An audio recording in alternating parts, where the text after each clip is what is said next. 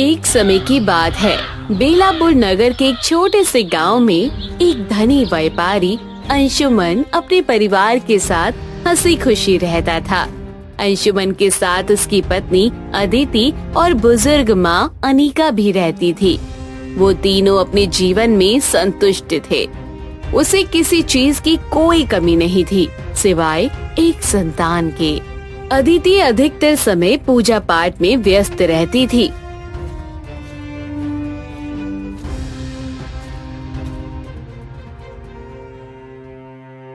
अरे अदिति, तुम इतनी पूजा पाठ आखिर क्यों करती रहती हो? हमें तो लगता है कि हमारी किस्मत में संतान सुख है ही नहीं। नहीं, आप ऐसा क्यों सोचते हैं? भगवान भले ही मेरी जान ले ले, पर हमारे घर के लिए एक संतान दे दे। अब मुझसे दूसरों के ताने सहे नहीं जाते। अदिति, मुझे ऐसी औलाद नहीं चाहिए जो तुम्हें खोने के बाद मिले। मैं बिना औलाद के ही अच्छा हूँ। मुझे तो सिर्फ तुम ही चाहिए। मैं बिना औलाद के भी रह लूंगा, पर तुम्हारे बिना बिल्कुल भी नहीं रह पाऊंगा अदिति। बस बाबा, बस अब बहुत हो गया। चलिए अब खाना खा लेते हैं। कुछ समय इसी तरह बीत गया और आखिरकार अंशुमन के घर में वो खुशखबरी आ गई जिसका वो इतने समय से इंतजार कर रहे थे। घर में एक नन्ही संतान का आगमन होने वाला था। अंशुमन का हृदय खुशी से भर गया और उसकी खुशी का कोई ठिकाना नहीं था। माँ जी, देखिए तो सही, आखिरकार हमारे घर में भी खुशियों की किलकारी गूंज गई। आप दादी बन गई हैं और मैं अब पिता बन गया।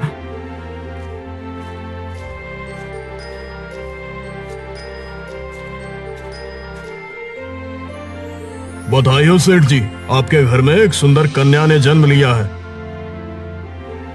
अरे, तो क्या हुआ? तुम इतने दुखी क्यों हो? अभी तुम्हारा मुंह मीठा कराता हूँ। सेठ जी, एक दुखद खबर है, शायद आप इसे सुन नहीं पाएंगे। क्या बात है डॉक्टर, सब ठीक तो है ना? और मेरी अदिति कैसी है? वो भी ठीक है ना? हमें माफ कर दीजिए सेठ जी, हम आपकी पत्नी अदिति को नहीं बचा पाए। क्या पागल हो क्या तुम? ये क्या बोल रहे हो डॉक्टर? आप इस बच्ची को वापस ले जाइए और मेरी अदिति को वापस लेकर आइए। वही मेरी सुख दुख की साथी है। मुझे अपनी बच्ची नहीं चाहिए, मुझे बस अदिति चाहिए। अदिति को वापस लेकर आओ।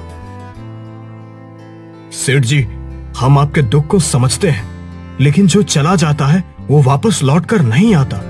आपकी पत्नी जाते जाते अपनी यादों के साथ एक सुंदर पुत्री की अमूल्य सौगात छोड़ गई है। नहीं नहीं डॉक्टर, ये लड़की मेरे लिए मनहूस है। इसने अपनी ही माँ को मुझसे छीन लिया। मैं इसका चेहरा कभी नहीं देखना चाहता। इसे यहाँ से ले जाइए। मैं इसे अपनी जिंदगी में कभी स्वीकार नहीं करूंगा। ये मेरे लिए अभिशाप है, अभिशाप। ला बेटा, इस बच्ची को मुझे दे दे। अभी तू बहुत ही दुखी है।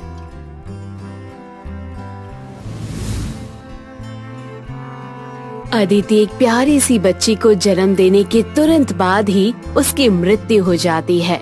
ये बात अंशुमन सहन नहीं कर पाता। माँ, ये बच्ची मेरे लिए अभिशाप है। इसने मेरी पत्नी को मुझसे छीन लिया। बेटा, ये तो भगवान की मर्जी है। इसमें बच्ची का कोई दोष नहीं है। नहीं माँ, नहीं। इस बच्ची ने मेरी खुशहाल जिंदगी से मेरी अदिति को छीन लिया। मैं इसे अपनी आंखों के सामने नहीं देख सकता। माँ, इसे कहीं दूर ले जाइए। मैं इसे कभी अपना नहीं सकूंगा। नहीं बेटा, ऐसा मत कहो। तुम अभी गम और गुस्से में हो, इसलिए ऐसी बातें कर रहे हो। अगर तुम इसे नहीं अपनाना चाहते तो कोई बात नहीं। मैं खुद इसे पालूंगी, अपनी गोद में बड़ा करूंगी। कुछ समय यूं ही बीत जाते हैं। अनिका अपनी पोती को बड़े लाड प्यार से पालने लगी। उसे अपनी ममता से सींचने लगी, लेकिन अंशुमन अब भी उसे अपनी पत्नी की मृत्यु का कारण मानता था और उससे दूर ही रहता था। माँ, ओ माँ, मैं खेतों में जा रहा हूँ, खाना ले आइएगा। अरे बेटा, खाना बनाने में अभी थोड़ा समय लगेगा। तब तक तू जरा इस बच्ची को संभाल ले, मैं तुरंत खाना बना लेती हूँ। माँ, मैंने आपसे कितनी बार कहा है कि इसे मेरे सामने मत लाया कीजिए, पर आप फिर भी मेरे सामने इसे बार बार लेकर आती हो। मुझे नफरत है इससे। पता नहीं किस मनहूस घड़ी में पैदा हुई थी। बेटा, वक्त के साथ शायद तेरी नफरत भी पिघल जाए। एक दिन ऐसा आएगा जब तू इसी बच्ची को देखने के लिए तरसेगा। गुस्से में अंशुमन खेतों की ओर चल देता है। बेटा, तेरा बाप तुझसे कितनी भी नफरत क्यों ना करे, पर तू ये जान ले कि मैं तुझे कभी अकेला नहीं छोड़ूंगी। तू मेरे लिए भगवान का दिया हुआ सबसे अनमोल तोहफा है। तेरे चेहरे में मुझे अपनी बहू की छवि दिखाई देती है। आज से तेरा नाम आराध्या होगा। आराध्या अपनी दादी के साथ रहती थी, लेकिन उसके पिता को वो बिल्कुल भी पसंद नहीं थी। वो अपनी बेटी से हमेशा नफरत करता और उसे देखना तक नहीं चाहता था। समय बीतता गया और देखते ही देखते आराध्या 10 वर्ष की हो गई। माँ, ओ माँ, मुझे काम पर जाने के लिए देरी हो रही है। लाइए, खाना परोस दीजिए। अंशुमन की माँ घर में नहीं थी और आराध्या पिताजी की बातों को सुन लेती है और फिर वो सोचने लग गई। दादी माँ तो मंदिर गई है, पिताजी कहीं भूखे न चले जाएं। क्यों ना मैं ही खाना परोस दूं?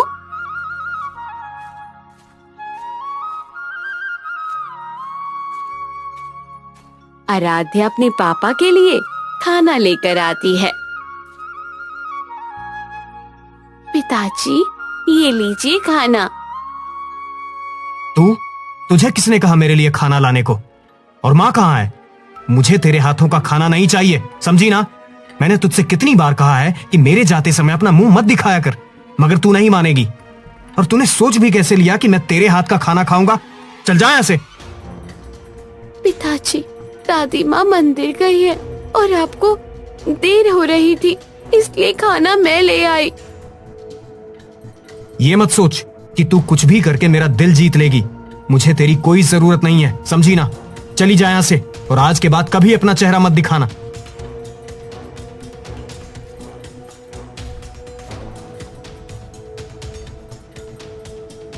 क्या बात है अंशुमन, वो खाना ही तो लाई थी, इसमें इतना चिल्लाने की क्या जरूरत है? तो हमेशा उससे इतनी तेज आवाज में बात करता है, तुझे शर्म नहीं आती? माँ, आप इस बात में क्यों पड़ रही हो? मैंने जो भी कहा बिल्कुल सही कहा। मुझे इस लड़की से कोई भी रिश्ता नहीं रखना है, ये बात आप भी समझ लीजिए। अंशुमन, वो लड़की नहीं, तुम्हारी बेटी है, वो भी तुम्हारा ही खून है। और याद रखना, एक दिन ऐसा आएगा जब तुझे पछताने का भी मौका नहीं मिलेगा। अंशुमन बिना कुछ कहे अपने काम पर चला जाता है। फिर कुछ घंटों के बाद शाम हो जाती है और आराध्या को तेज बुखार चढ़ जाता है। बेटी, तू चिंता मत कर, हम अभी डॉक्टर के पास चलेंगे।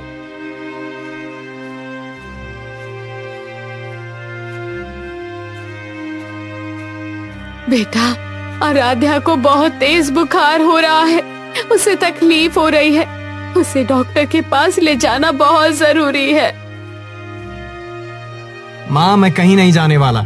आज बहुत थक गया हूँ, बस अब आराम करना चाहता हूँ। तुम खुद ही देख लो।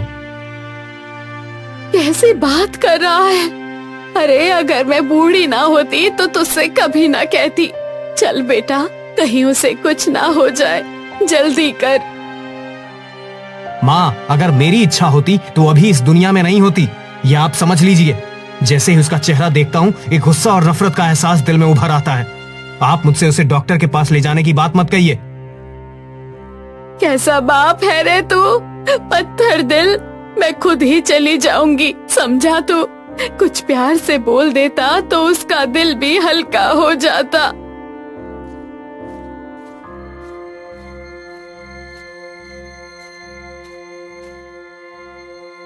दादी माँ, मेरे पिताजी मुझसे इतनी नफरत क्यों करते हैं? मैंने ऐसा कौन सा पाप किया है दादी माँ? मुझे मर जाने दीजिए। कम से कम मरने के बाद तो पिताजी को अच्छा लगेगा। माँ तो बचपन में ही छोड़कर चली गई और पिताजी तो मेरा चेहरा देखना तक पसंद नहीं करते। बेटी शांत हो जा, मैं हूँ ना तेरी दादी, तो चिंता क्यों करती है रे?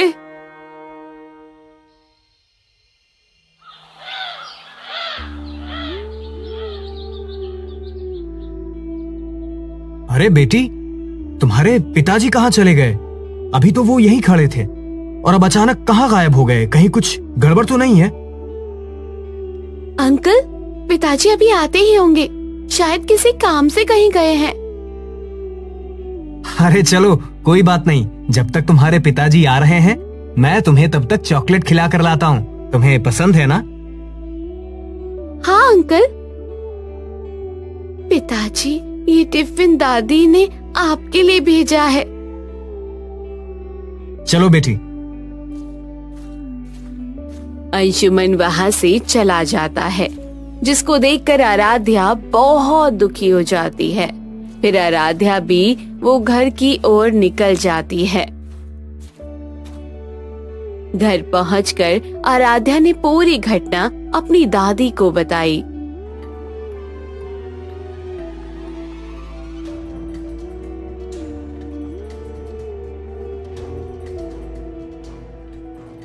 बेटी, शायद तेरे बाप का दिल पत्थर का है, वो कभी नहीं पिघलेगा। दादी, पिताजी मुझसे ही नफरत क्यों करते हैं? बाकी तो सबसे अच्छे से बात करते हैं। आखिर मेरा क्या कसूर है? बिल्कुल नहीं बेटी, तुम किसी भी तरीके से अपने आप को दोषी ना ठहराओ। कभी कभी लोग अपनी जिंदगी के दुखों को समझ नहीं पाते और वो अपना गुस्सा और नफरत किसी और पर निकाल देते हैं। तुम्हारे पिताजी के साथ जो कुछ भी ऐसा हुआ है, जो शायद कभी वो समझ ना पाए, लेकिन तुम हमेशा अपनी मासूमियत और अच्छाई को बनाए रखो। एक दिन वो जरूर समझेंगे बेटी। हाँ दादी, मुझे भी उम्मीद है एक ना एक दिन पिताजी मुझे जरूर प्यार करेंगे। इसी तरह समय बीतता गया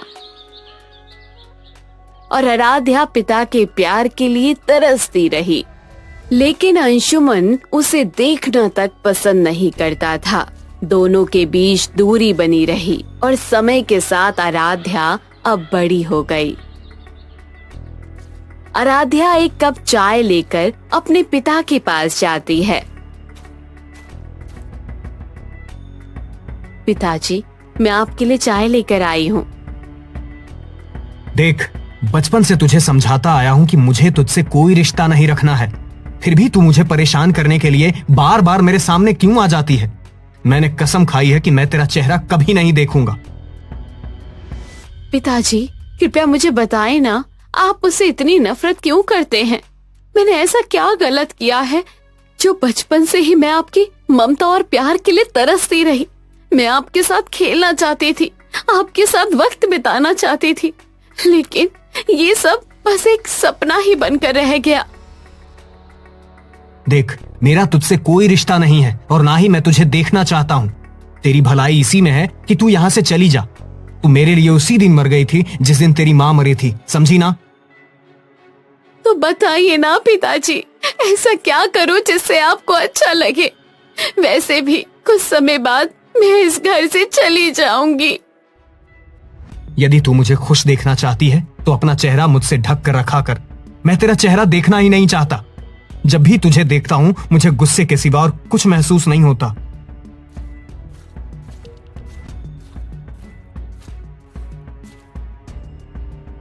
अंशुमन, तूने बचपन से ही उसे बाप का प्यार नहीं दिया।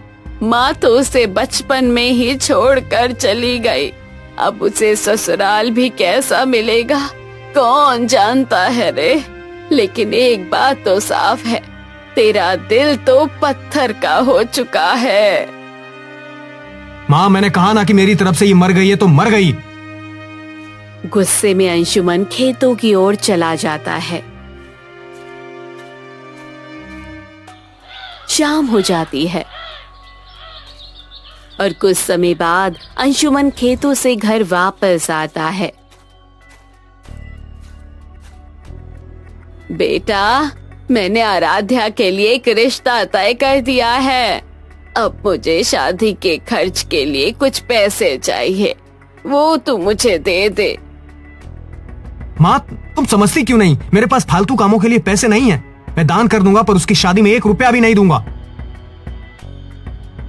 बेटा, इतनी सारी संपत्ति तू आखिर कहाँ लेकर जाएगा? तेरी तो यही एक लौती बेटी है जो तेरी असली धरोहर है। एक दिन ये सब संपत्ति सिर्फ यादें ही बन जाएंगी, पर तेरी बेटी ही तुम्हारा असली खजाना है। माँ, मैं अपनी सारी संपत्ति और पैसों को भले ही कहीं दान कर दूं, पर मैं उससे नहीं दूंगा। कह दिया ना कि मेरा उससे कोई रिश्ता नहीं है, तो ये बात आप समझ लीजिए। ठीक है, तू ना दे तो मत दे। मैं खुद ही अपने गहने गिरवी रखकर अपनी पोती की शादी करवा लूंगी। तू बस शादी में आ जाना। हाँ हाँ, देख लूंगा माँ, मुझसे कोई उम्मीद मत रखना। ये सारी बातें आराध्या छुपकर सुन रही थी। फिर वो अपने कमरे में जाकर रोने लगी। माँ, आप मुझे अपने साथ क्यों नहीं ले गई? इस नर्क जैसी जिंदगी में रोज रोज घुटकर मैं जी रही हूँ। पिताजी ने आज तक मेरा चेहरा तक नहीं देखा। मेरे बचपन के अरमान बचपन में ही मर गए। मैंने जन्म से ही बस दुख ही सहा है। पता नहीं ससुराल वाले कैसे होंगे। भगवान, किसी भी बेटी का भाग्य मेरी तरह मत देना। आपने पता नहीं कैसा नसीब दिया है मुझे। कुछ दिनों बाद, बेटी, तुझे लड़का पसंद तो है ना? दादी, मुझे इस बात से कोई फर्क नहीं पड़ता कि वो कैसा है। कम से कम अगर मैं चली जाऊं तो शायद पिताजी को शांति मिले और वो खुशी खुशी अपनी जिंदगी जीने लगे। पिताजी ने कभी भी मुझे अपने सीने से तक नहीं लगाया। मेरी आशा है कि मेरे जाने के बाद पिताजी बदल जाएंगे। आप जल्दी ही मेरी विदाई कर दीजिए। बेटी, तुझे ऐसा नहीं सोचना चाहिए। तेरे पिताजी के दिल में बहुत दर्द है, लेकिन इसका मतलब ये नहीं कि तुझे अपने जीवन से हार माननी चाहिए। तुझे अपनी आत्मा की कीमत समझनी चाहिए और जानना चाहिए कि तेरी जिंदगी बेहद कीमती है। दादी, क्या आपको सच में लगता है कि पिताजी मुझे एक दिन अपना प्यार जरूर देंगे? बिल्कुल बेटी, बिल्कुल। उम्मीद और धैर्य के साथ मुश्किल का सामना करना चाहिए।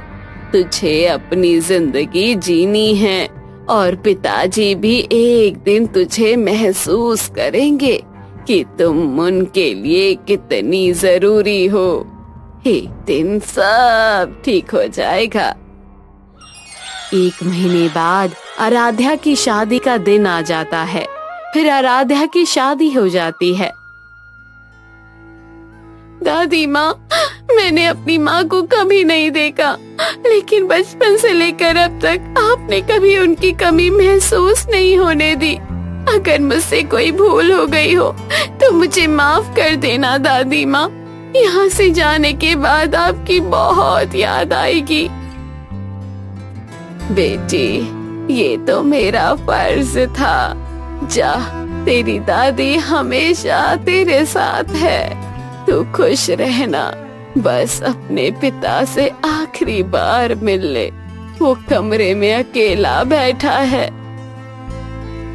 फिर आराध्या अंशुमन के कमरे में चली जाती है। पिताजी, आज मैं आपके घर से हमेशा के लिए जा रही हूँ। आखिरी बार आपका आशीर्वाद लेने आई हूँ। बचपन से आज तक आपने मेरा चेहरा नहीं देखा, लेकिन आज देख लीजिए पिताजी। पता नहीं फिर मौका मिल पाएगा या नहीं। कब तक यूं ही नाराज रहोगे मुझसे? कुछ तो बोलिए, कम से कम अपना न सही गैर समझकर ही आशीर्वाद दे दीजिए। बाहर से अनिका की आवाज आती है। बेटी, जाने का समय हो गया है। पिताजी, अब समय ज्यादा नहीं है। आप आखिरी बार ही सही मेरा चेहरा देख लीजिए। मैं समझ जाऊंगी कि आपने मुझे माफ कर दिया है। अंशुमन खामोश हो जाता है। आराध्या के चेहरे पर दुख और निराशा छा जाती है। समझ गई मैं पिताजी, लेकिन कोई बात नहीं, मैं अब चलती हूँ। पिताजी, अपना ख्याल रखना। बचपन की सारी यादें जो इस घर में बिताई हैं, मैं यहीं छोड़कर जा रही हूँ। अब समय कभी वापस नहीं आएगा और मैं उन सभी पलों को दिल से संजोकर हमेशा याद रखूंगी। फिर आराध्या वहां से दरवाजे की ओर चली जाती है और उसकी विदाई हो जाती है।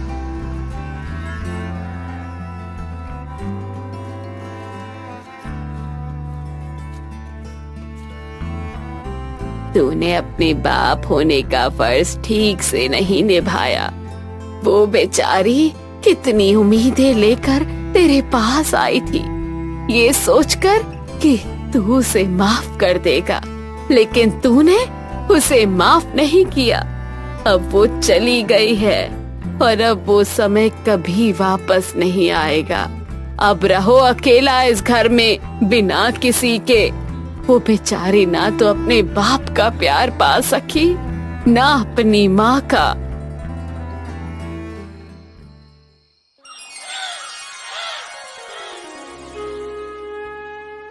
क्या देख रही हो माँ? देख रही हूँ कि इसके पीछे जो लक्ष्मी आने वाली थी वो तो आई नहीं। सारी उम्मीदें बेकार हो गईं और कोई फायदा नहीं हुआ। माँ, अब जो भी है यही लक्ष्मी है। क्यों बहू, सुबह के 4 बज गए हैं, अभी तक सो रही है? घर का काम कौन करेगा? माफ कीजिए माँ जी, थकान के कारण मुझे काफी गहरी नींद आ गई थी। ठीक है, अब तू जा और झाड़ू पोछा बर्तन जल्दी से कर ले, लेकिन काम में कोई लापरवाही नहीं होनी चाहिए। ठीक है माँ जी, मैं जाती हूँ। आराध्या घर के सारे काम करती है।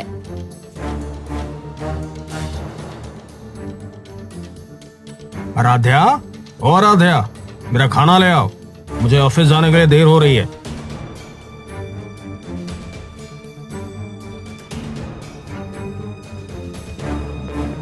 अरे बेटा, ये किससे बोल रहा है? वो तो इस घर में महारानी बनकर आई है और कुछ भी काम नहीं करती है। ठहर, मैं खुद लेकर आती हूँ। फिर सोहनी रसोई में राजू के लिए खाना लेने चली जाती है।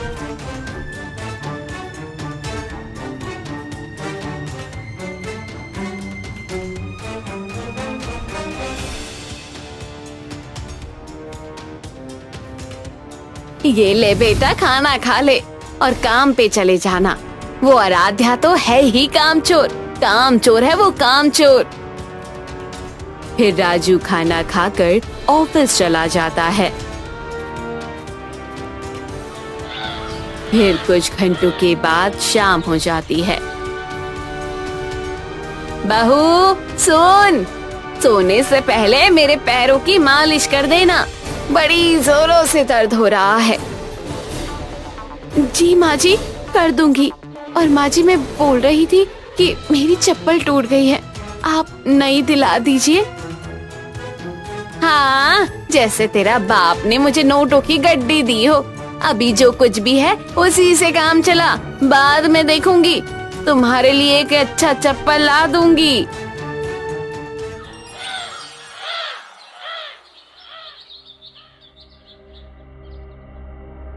सोहनी, ये ले मुंह मीठा कर, मेरी बहू के लड़का हुआ है, मैं दादी बन गई हूँ। अरे ये तो बहुत खुशी की बात है।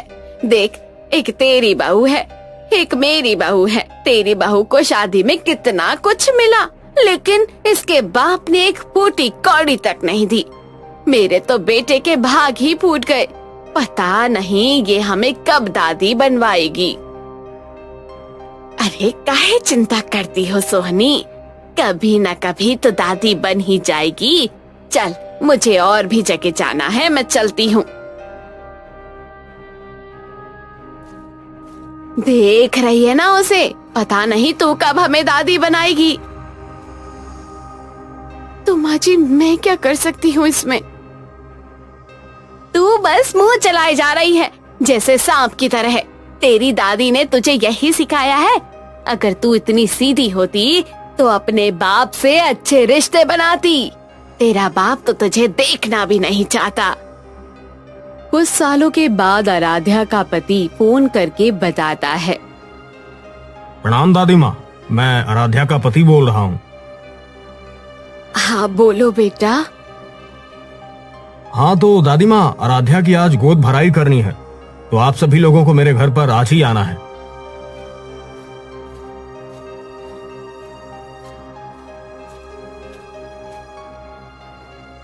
अरे बेटा, आज बहुत खुशी का दिन है। आज आराध्या की गोद भराई है, तू भी चलना, तुझे देखकर वो बहुत खुश होगी।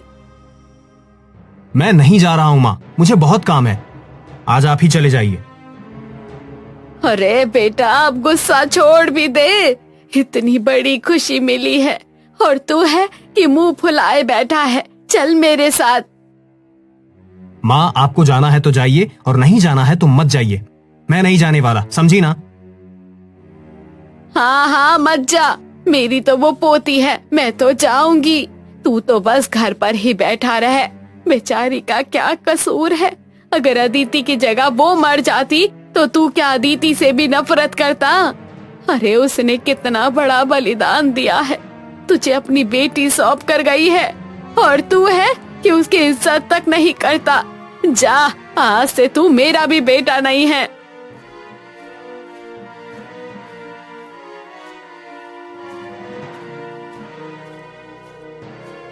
अनिका आराध्या की गोद भराई में आराध्या के ससुराल अकेली चली जाती है, जबकि अंशुमन घर पर ही रहता है।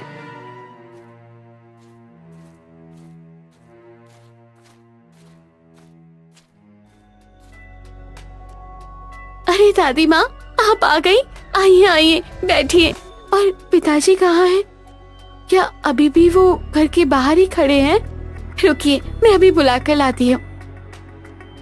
वो नहीं आया बेटी, उसके दिल में तेरे लिए केवल नफरत है और कुछ नहीं है। और तू भी उसे पिताजी बोलना बंद कर, अब वो तेरे प्यार के काबिल नहीं है। दादी माँ, जब भाग्य में ऐसा ही लिखा हो तो क्या कर सकते हैं, मेरा नसीब ही खराब है। इसी तरह 2 महीने और बीत जाते हैं। फिर एक दिन, अब क्या हुआ? क्यों तुम उदास बैठे हो? क्या तेरी माँ मर गई? माँ, मुझे समझ नहीं आ रहा कि अब मैं क्या करूं। मैं कितना बड़ा पापी हूं। अपनी ही फूल जैसी बेटी को कभी अपना नहीं पाया, उसे वो प्यार नहीं दे पाया जो एक माँ बाप अपने बच्चे को देते हैं। बेटा, कम से कम तुझे एहसास तो हुआ। अब जाके उसके ससुराल मिल उससे, उसे भी अच्छा लगेगा। वो भी तेरे प्यार के लिए तरस रही है। लेकिन माँ, मैं उसे कैसे पहचानूंगा? अपने अहंकार में मैंने बचपन से अभी तक उसका चेहरा भी नहीं देखा। बेटा, तूने कहा था ना कि मेरे सामने मुंह ढक लेना, तो याद रखना, जो तुझे देखकर मुंह ढक ले तो समझ जाना वही तेरी बेटी है। मैं कल सुबह होते ही सबसे पहले उसी के घर जाऊंगा। सुनो आराध्या, तुम्हारे लिए एक खुशखबरी है। कल तुम्हारे पिताजी तुमसे मिलने आ रहे हैं। क्या पिताजी आ रहे हैं? मैं अपने पिताजी से बहुत सारी बात करना चाहती हूँ, लेकिन एक काम करती हूँ दादी माँ, मैं एक पत्र लिख देती हूँ जिसमें मैं अपनी सारी बातें को लिख दूंगी ताकि मैं कुछ भी भूल ना जाऊँ। ठीक है ना दादी माँ? आराध्या की खुशी का तो कोई ठिकाना नहीं था। वो मानो खुशी से फूले नहीं समा रही थी। अपनी भावनाओं को व्यक्त करने के लिए उसने अपने पिता के नाम एक पत्र लिखा।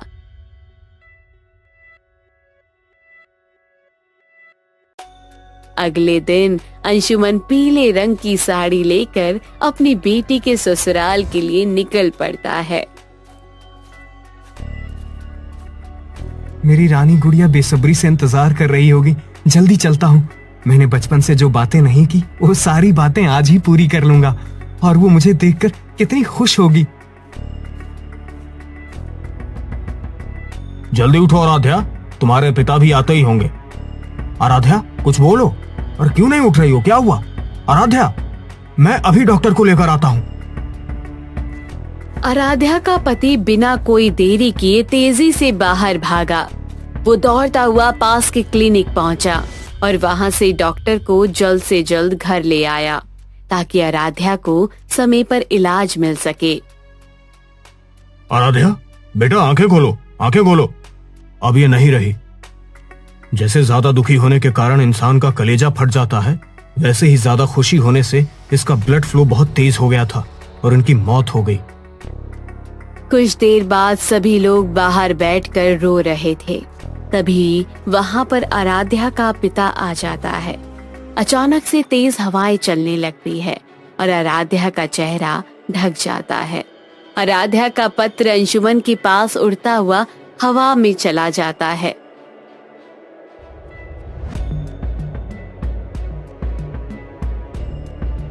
मेरे प्यारे पिताजी, जब आप ये पत्र पढ़ रहे होगे तब शायद मैं आपके सामने न रहूं। पता नहीं आप मुझे देख भी पाएंगे कि नहीं, पर मैं अपने दिल की बात बोलना चाहती हूँ। आप दुनिया के सबसे अच्छे पिता हैं। मैं चाहती हूँ कि मुझे हर जन्म में केवल आप जैसा ही पिता मिले। ये मेरी सबसे बड़ी तमन्ना है। आपसे बहुत कुछ कहना चाहती हूँ, पर शायद आपके सामने नहीं कह पाऊँ, इसलिए मैं पत्र लिख रही हूँ और बस यही कहना चाहती हूँ कि मैं आपसे बहुत प्यार करती हूँ। मेरी जिंदगी की सबसे बड़ी खुशी यही है कि आप आज मुझसे मिलने आ रहे हैं।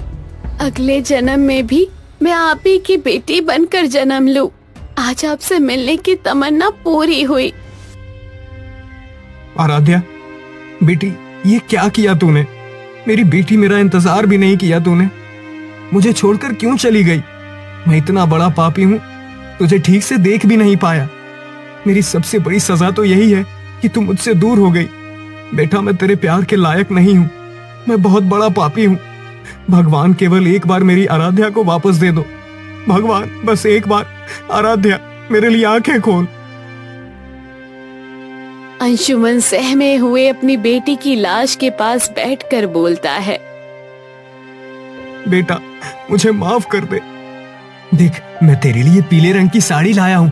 बेटा, आंखें खोल। मेरी लाडली, मुझे माफ कर दे बेटा। मैं जीते जी तुझे प्यार नहीं दे पाया और तू मेरे प्यार को तरसती रही। बेटा, मैंने जीते जी तेरी कदर नहीं की मेरी लाडली, और मेरे ही इंतजार में तूने दम तोड़ दिया। बेटा। अंशुमन सदमे में पागल हो जाता है। तो दोस्तों, ये इमोशनल स्टोरी आपको कैसी लगी कमेंट बॉक्स में जरूर बताइएगा। चैनल को अभी तक सब्सक्राइब नहीं किया है तो जरूर कर लीजिएगा।